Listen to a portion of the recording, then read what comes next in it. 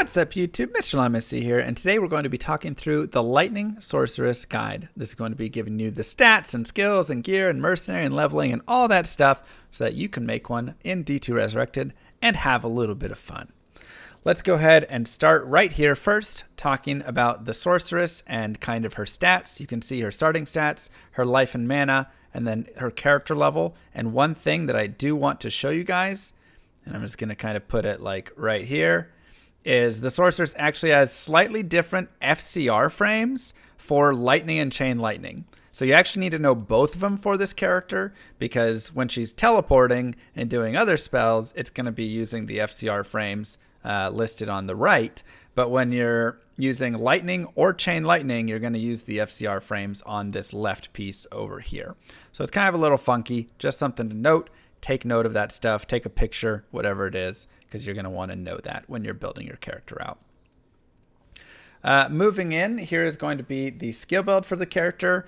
Pretty straightforward. You have your 1 point in frozen armor, teleport, static, telekinesis, 1 point in warmth, and then you're just maxing out your damage after that. Everything right here is just going to be adding to your lightning damage, your chain lightning damage. So this character really takes a lot of skills to get going, which makes her not always the best starter exactly, but she can be solid. If you would like, additionally, you can put points into energy shield, and telekinesis actually is a bonus to energy shield. So you can place some points there, take some points out of some other damage to boost up energy shield and telekinesis. Totally up to you if you want to run that build or not. Kind of a 50-50. Half people like running it, half people prefer not to. It's more used in PvP and PvM with the mana burn bug, which may be fixed in D2R. We don't know. But as of right now, it's not. You can just burn out of your mana super fast with the mana burn bug. So, and that's where monsters do, I think, 100 times as much mana burn as they're supposed to. 250 times. It's like insane. Anyways, that's how I would build that character. Now, in terms of leveling, you can go ahead and actually level into lightning and go from there. 256 times in normal nightmare and 512 times in hell. Perfect. It's so high. You can go ahead and level with lightning. So the way I like to level is just pumping up my charge bolt, and I really just like to go with charge bolt all the way through. You can at level 12 start working into Nova or into lightning, but something that you'll note is the lightning damage isn't super great early on, so that's usually something that I like to respec into. I actually prefer at level 12 to be pumping my Nova damage up and going with Nova, and then respecking later on around 35, 40, whatever, into lightning at that point. So this is kind of personal preference. Like I say, run charge bolt until 12, and then you can go for Nova or you can go for lightning. It's not going to be the strongest thing ever. Obviously at 18 you'll get teleport. Not going to be the strongest build ever if you're going for lightning, but like I say, the more points that you get invested in it, the more that it'll actually start to really help and add and do some more stuff. And then you can start putting chain lightning. You can get your point into lightning mastery, and then just kind of boost up from there. So you'll also note that placing your points into lightning mastery is going to give you a bigger boost instead of any synergies. So you want to go ahead and boost up lightning mastery as soon as you get one of the characters. Yeah, Nova is definitely super strong at 12, but lightning's not near as strong. So before you get any of your synergies, you want to boost up your lightning mastery and get that max, and then you can decide from there how to spend the rest of the points and all of that. So that's kind of the build right there. Stat wise, you want enough strength for your gear. Spirit shield is going to be the piece that you're going to basically build around, so 156 strength. Dexterity, you want none or enough for gear. And vitality, you want everything unless you're running energy shield, and then you want all of your points into energy. So that's just kind of, once again, up to you, your preference. All your points are either going vitality or energy, depending if you're running ES or not. Moving into kind of like earlier game, you won't need 156 strength until you get that spirit shield, which will come in hell. So you don't need to put strength in near enough at that point. You'll probably be around like 30, 40, 50 strength, something like that early on. In terms of energy with Nova, I actually really like putting some points into energy. So, just getting some additional points right there, get your energy up to 40, 50, 69, whatever it is. Something to just get you enough so that you can teleport around, cast Nova, and not be completely out of mana every single time that you're trying to do that. Eventually, you'll respec out of this and have no energy unless your energy shield, and it'll all be vitality, right? But that's kind of something for a little bit later. Gear-wise, this is the build that I like to personally run for it. Ashuta's right here, and you can get a 320 if you can. Griffin's is nice. Mara's, Spirit, COH, Trang's, Stone of Jordan, Iraq. Then you can get like 10 FCR or a BK ring or another SOJ, whatever. Or Trex. If I'm running Energy Shield, I'm going to run with Frostburns instead right here. And I'll have a memory staff as well for my swap on top of the CTA and stuff. And I'll run 2 SOJs as well for the increased mana. So those are some swaps that I would make there.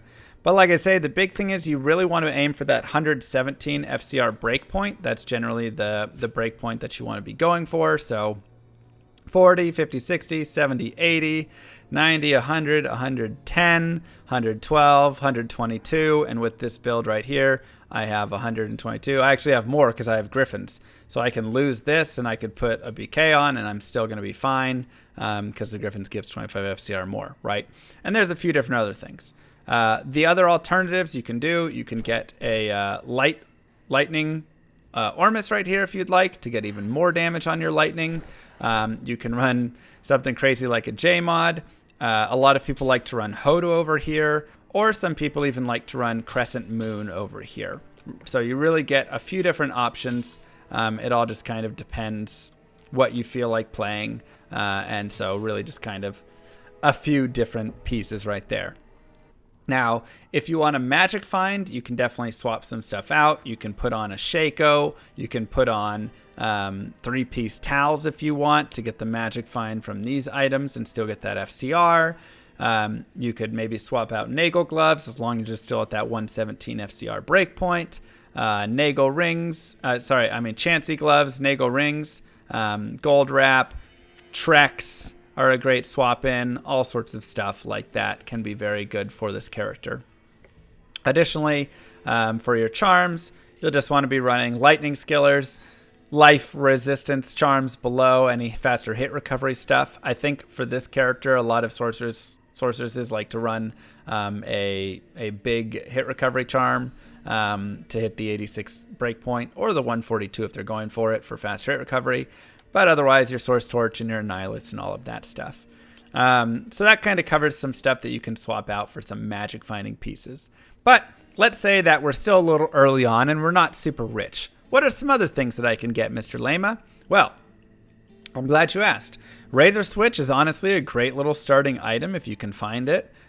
Suicide Branch is great, 50 FCR, big FCR from that. Spectral Shard is great. Whiz Pike is really nice with the FCR and resistances there. Spirit Sword is going to be probably one of the best, if not the best, level 25 item that you can find and put on this character or any caster character. Skills, FCR, vitality, mana, just absolutely gorgeous right there. And like we said before, Crescent Moon ends up being super good for this character because you get minus 35 to any enemy lightning resist, which is huge. One thing to note about this character is that your lightning mastery and everything is adding damage. So things that add % more to lightning damage doesn't do a lot for the character. Things that add % minus to the enemy's resistance does a lot for the character. So that's kind of something to really note about it. And why some people even run around holding an infinity on a lightning sorceress, because then with the infinity, you get the minus to enemy lightning resist. That's 52 right there on top of it. So I've seen that before, and it's, a lot of fun, a fun build. So that's some stuff right there. Armor-wise, Stealth is super easy and a great early one that you can get. Again, the Viper Magi's are really good, like mid-tier, early leveling one for you. Q-Hagen's isn't bad for leveling up. Like I said, an Ormus, if you get it, is an alternative. A Smoke is nice. So you really have a lot of things. Even a Scolders, get the plus skills and some magic find. All of that's super good. For amulets and rings, you can definitely just look for more plus to skills. Even something simple like +3 to skills. Like +3 to lightning skills, 10 FCR or something. That's not that expensive, and it's actually very fantastic for a character like this. I wonder if I even have one of those. Yeah, there you go. So that right there is like a fantastic little blue Ami. Even without the 10 FCR, still would be just a great amulet for the character to wear, right?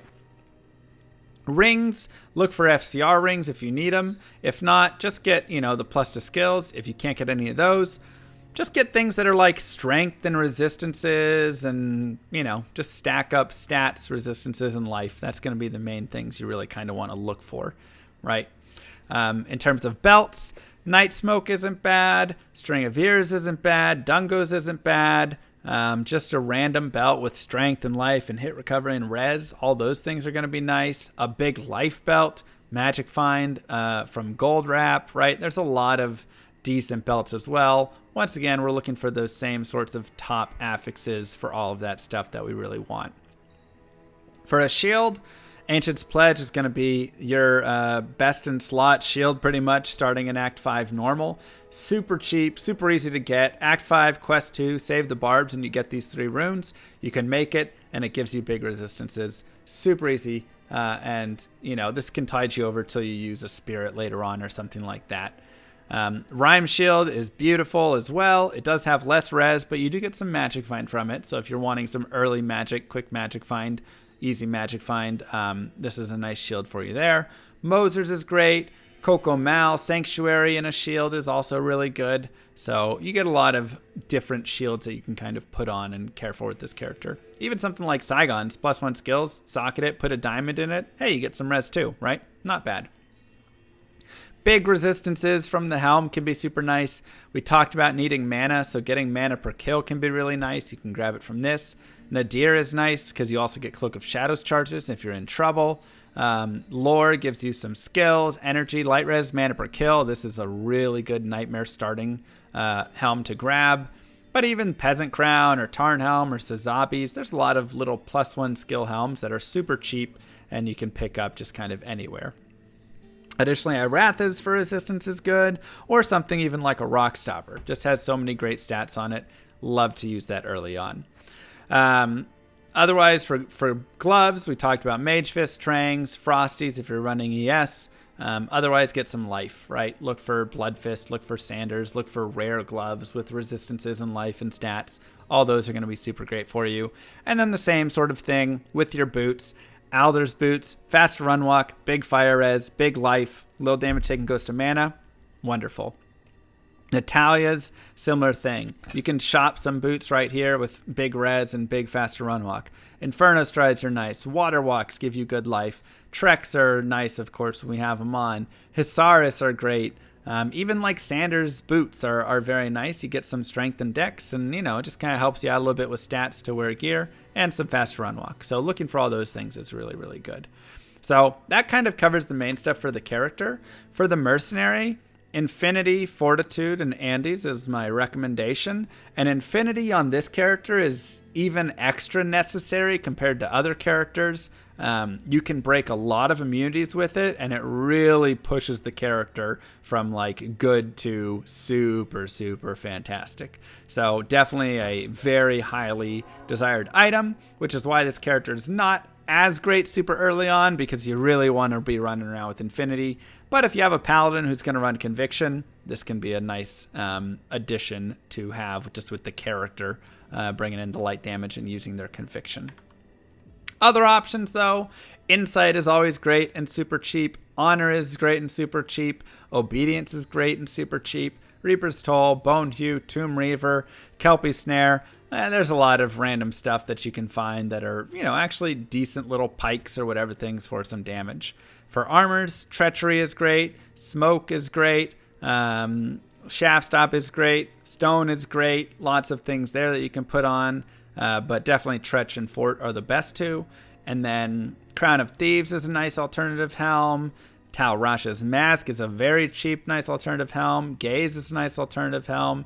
Kira's worst case, just need to get some big res on him is helpful. A lot of things like that. So overall, character is very fun, very fast. Once you really get her going, she just becomes super nasty.